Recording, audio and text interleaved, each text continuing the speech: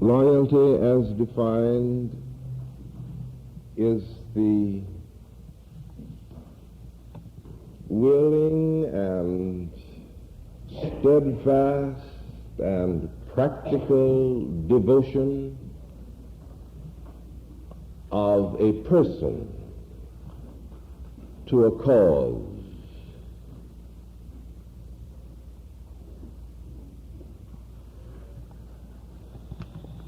And further, that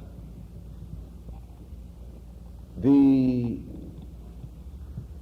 basis of loyalty, the heart of loyalty, is what Royce calls loyalty to loyalty, which becomes for him the basis of all morality and ethics. Now I want to pick up the thread from our discussion last Sunday and deal today, and if I don't get through next Sunday morning, on the meaning of loyalty as it has bearing on the problems that arise from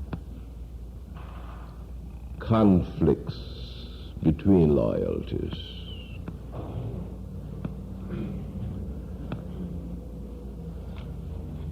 And I would like for you to be as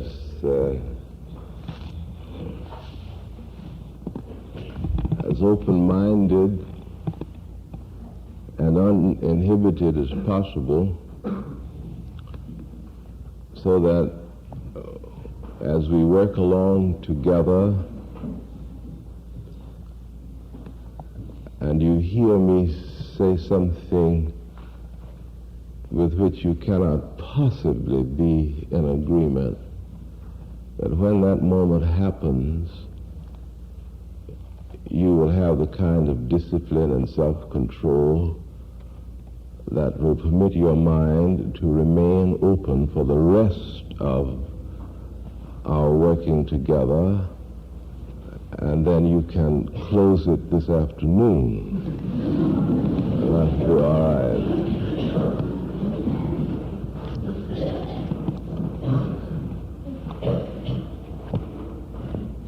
The conflicts,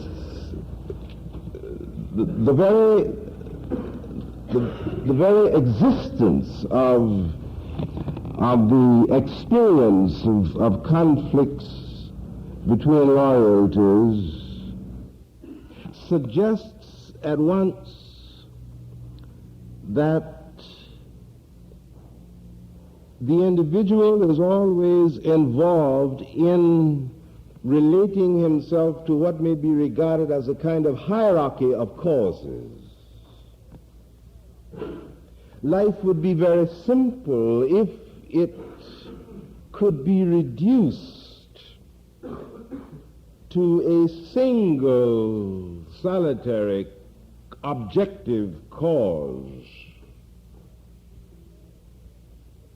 And that personality was so simple that it could, in all of its aspects, relate itself to a single objective cause. But because of the very complexity of personality, and because of the very complexity of the involvements of living experiences, we are called upon again and again to exercise selectivity in causes to which we shall relate ourselves. It is for this reason, I think, that Dr. Royce tries to cut through all of the hierarchy of causes as such, and insists that loyalty in its essence is loyalty to loyalty, loyalty to loyalty that I am regarding every cause as a vehicle that provides a hook, as it were, upon which I may hang my loyalty. Now, it is obvious that conflicts arise between loyalties because at any particular moment I may be related to a cause, to a purpose, to an end, which cause or purpose or end is paramount at the moment, is most significant at the moment, but in the light of the total context of my life, it may not be the most significant purpose or cause for me. Now, in order to break this down in simple and comprehensible categories, let us look at two or three. The conflict that arises when I'm faced with the loyalty to the ideal to the recognized and willingly embraced and accepted ideal of sincerity, for instance, genuineness, on the one hand, and the loyalty to the continued physical existence of my own life, on the other hand.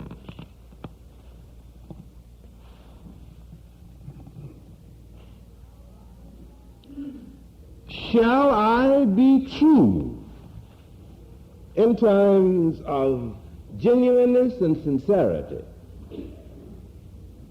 loyal to that, even if it means the destruction or the annihilation of my own life? Now, as we sit here in the quietness of this room, that question may be academic.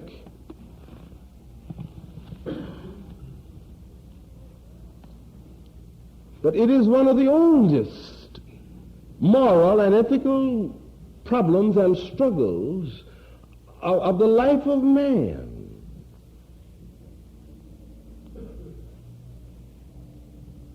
In any kind of society, in any period in human history, where there have been weak and disadvantaged people living side by side with strong and advantaged people,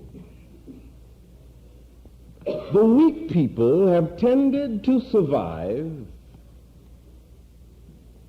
by being true to this insistence upon loyalty to the experience, the raw experience of physical continuity, even as at moments they have denied the validity of the claim of loyalty to sincerity.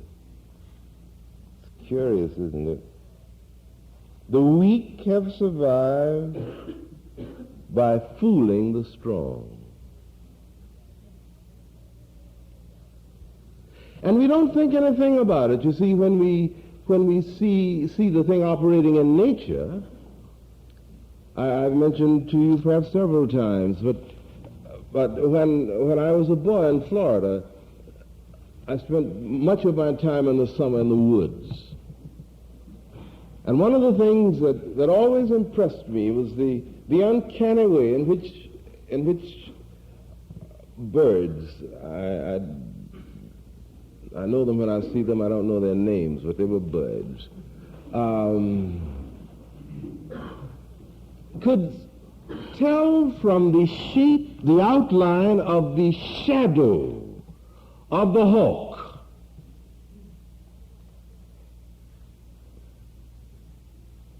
that the hawk was about. And then they would literally play dead, literally fall over, and sometimes with little grass in their toes. And the hawk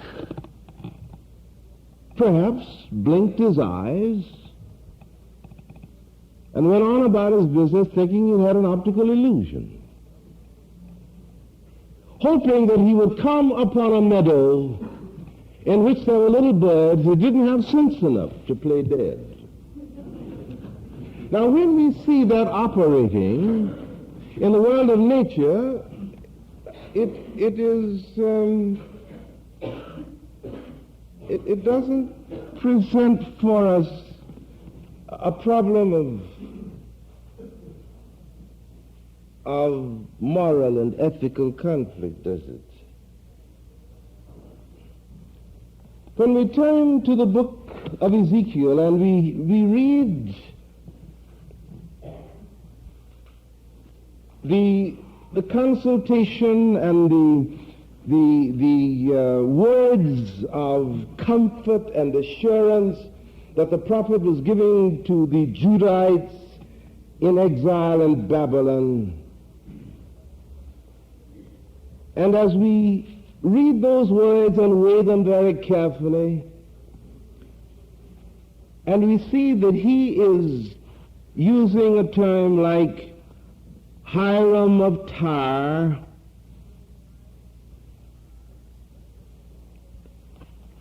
but the description of Hiram of Tyre is recognized by scholars as the description of Nebuchadnezzar. But Ezekiel could not say to the Judahites in Babylon that I'm talking about Nebuchadnezzar. So he put the whole thing on poor old Hiram of Tyre.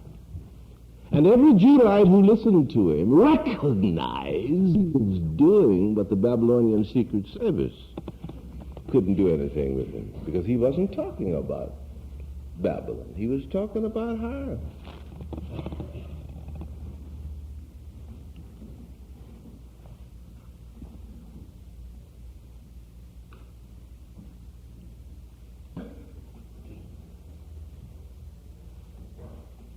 In France and in other parts of Europe during the days of the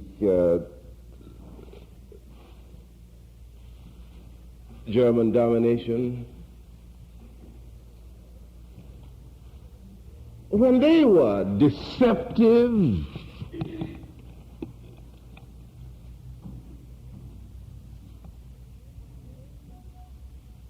when they used every subterfuge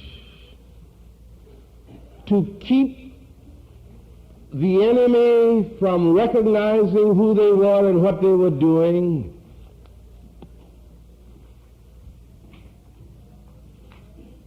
did we have any moral judgment about that? In the conflict between loyalty to the ideal of freedom, one of them, loyalty to the ideal of self-preservation, as over against loyalty to the ideal of genuineness and sincerity as touching the tyrant.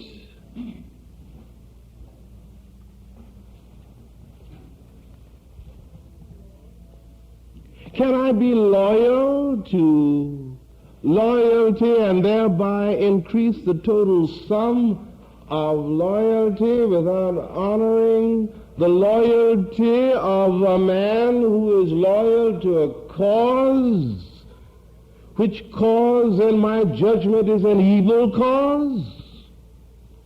What about it? Or is it possible for me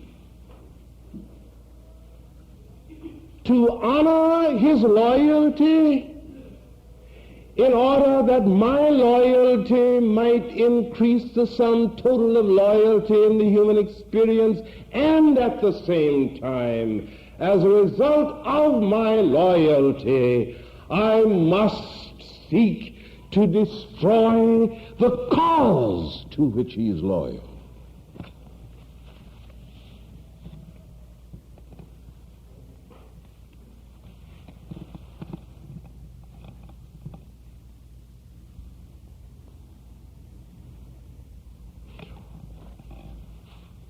Or let us look at another aspect of it.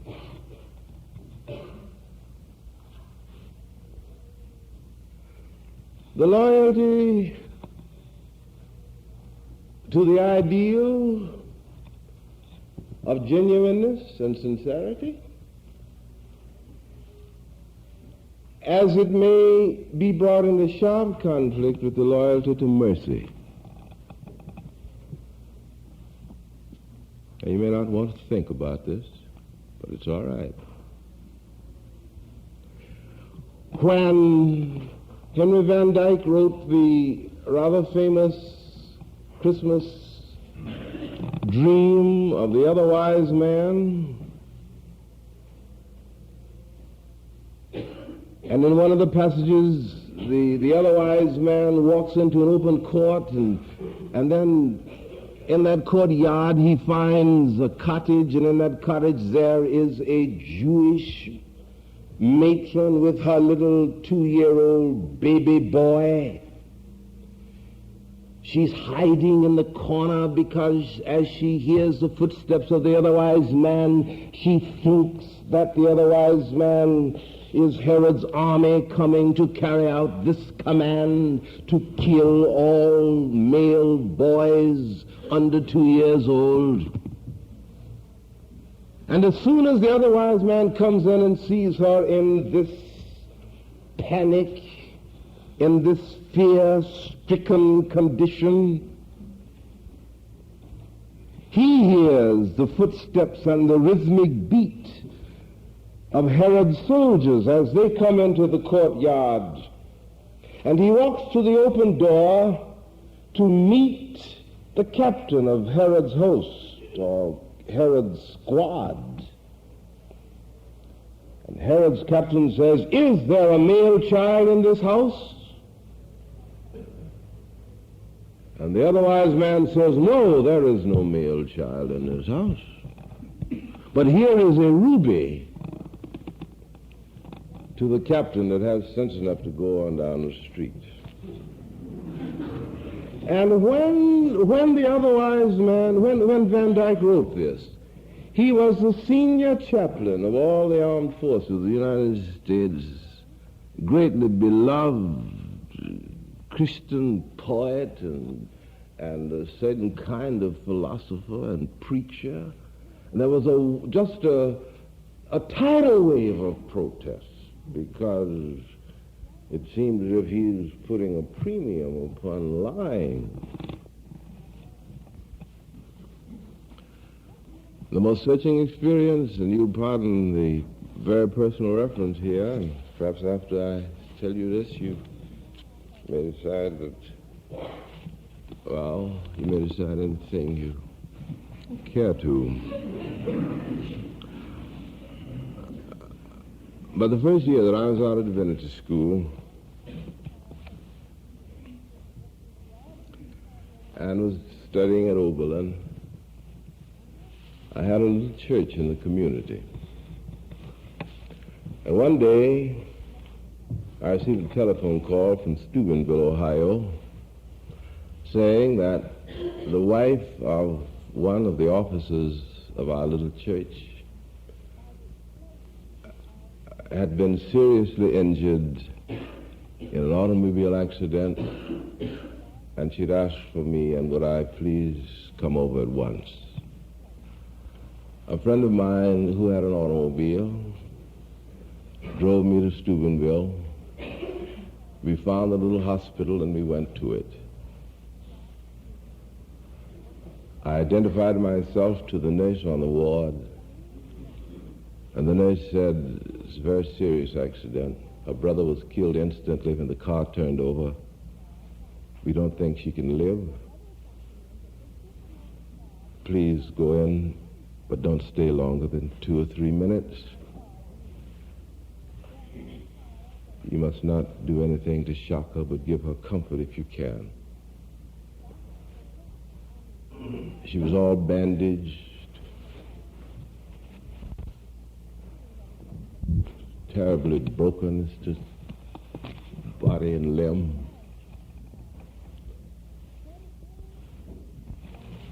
I could only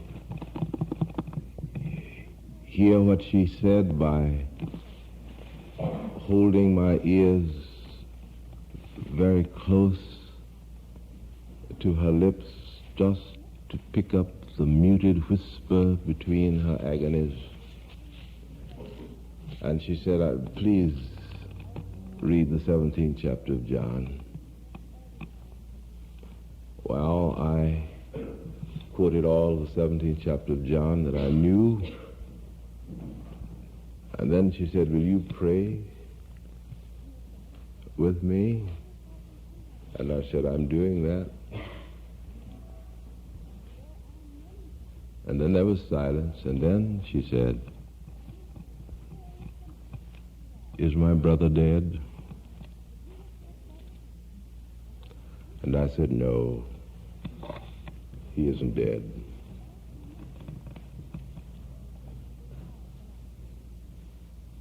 Then I left. Well, I didn't sleep much that night. Finally, Sunday came, and before I could preach my sermon to my congregation, I told them what I had done.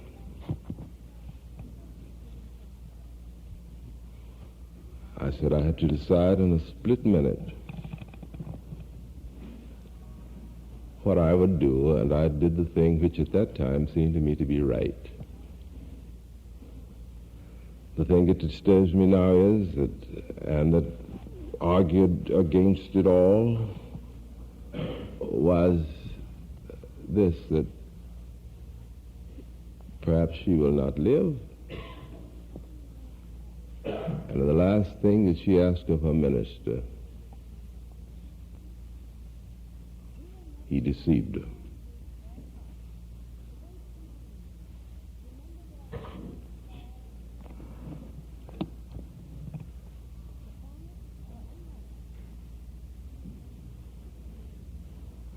And I said to them, I don't know what kind of judgment you will have of me for it. And perhaps you will not even want me to remain as your minister.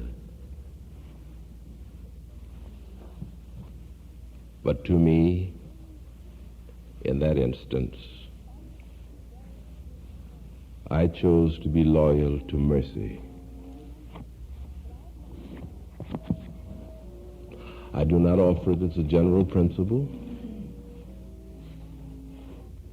but in that incident, that is the way I behaved, and perhaps if I faced another thing of that sort, I may not. I don't know. Well, she lived.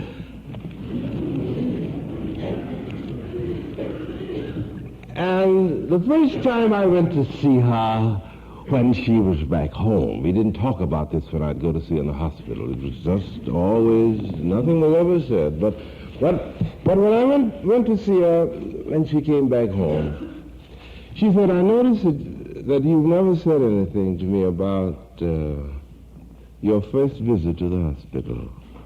And I said, no, I haven't.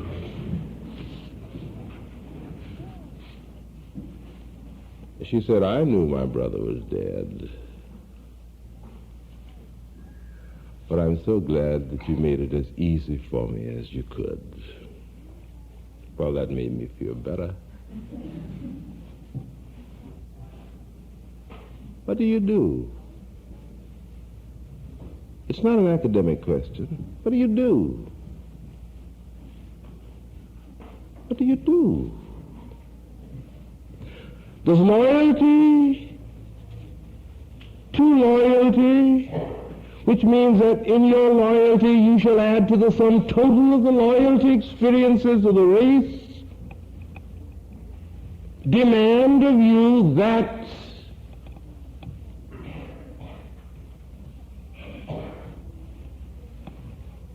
in the presence of loyalty to mercy, if you're sure that that's what it is, and your loyalty to genuineness that stands over against the mercy, how do you cast your vote? What would you do?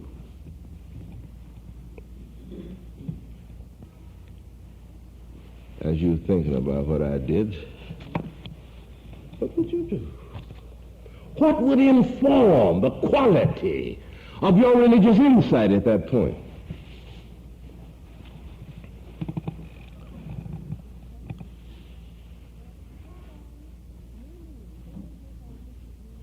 Loyalty to loyalty. Is there a cause that the essence of which is to be loyal to the experience of loyalty itself, that provides the principle that can be introduced in any situation, however complex and complicated the situation may be, and result totally in the increase in the confidence that the human spirit has in the integrity of personality. What about it? Let's take just one more step. Loyalty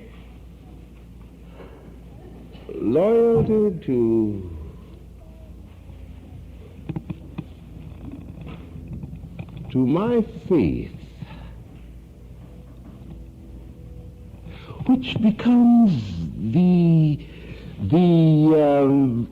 creative manifestation of the total meaning of loyalty to me, if my faith means really my faith.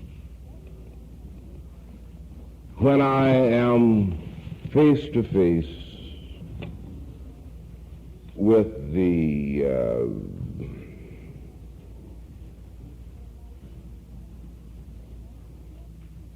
behavior that might attack the integrity of another man's faith. Let me illustrate. It's much better to talk in terms of windows.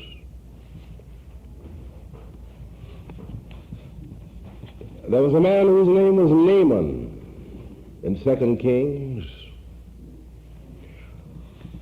A very great leader, sort of prime minister and commander-in-chief of the armies of King Aram, I believe his name was. But that it doesn't matter. You can look it up. He was a wonderful man, but he had leprosy. It happened that when his armies had overrun a certain area, they had taken captive a little Jewish girl. And this little Jewish girl became the maidservant of the king's wife. And when she heard that this man, Naaman, had leprosy, she said to the king's wife, I just wish that he would go over to Israel and let Samaria and let the prophet there cure him, because the prophet can cure him.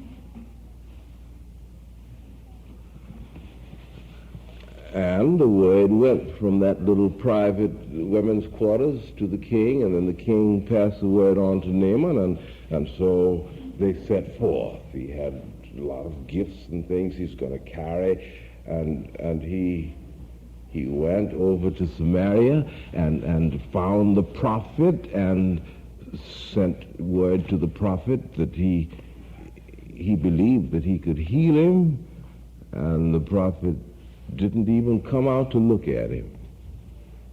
The prophet just said, you go and bathe in the water 7 times.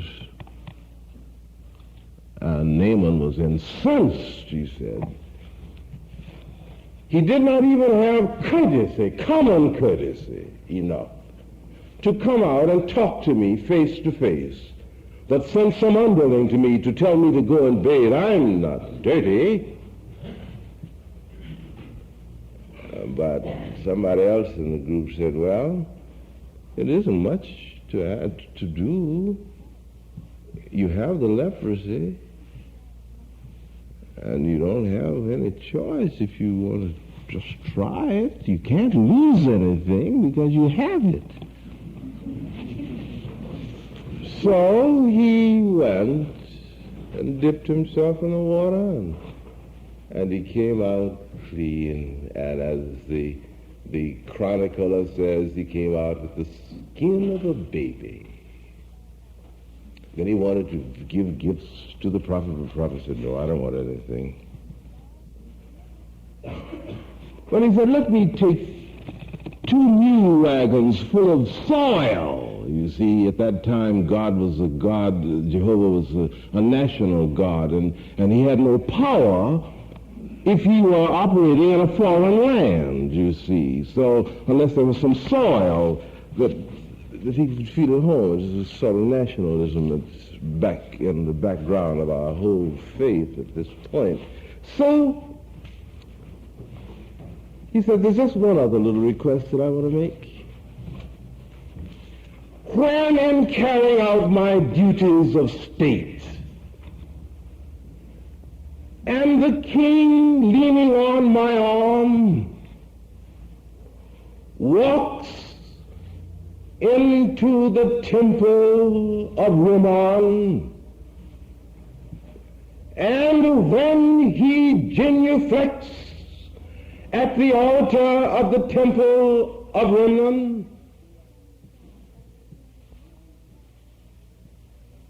and I, as his support, genuflect also, will the Eternal forgive me if I behave in accordance with the demands of my office, even though those demands are in violation of my commitment to the Eternal? It's a tremendous problem.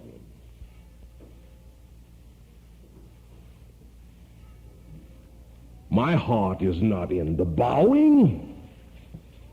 The altar of Rimmon means nothing to me, but it is the center of the worship and devotion of my King. And he leans upon me. Shall I do violence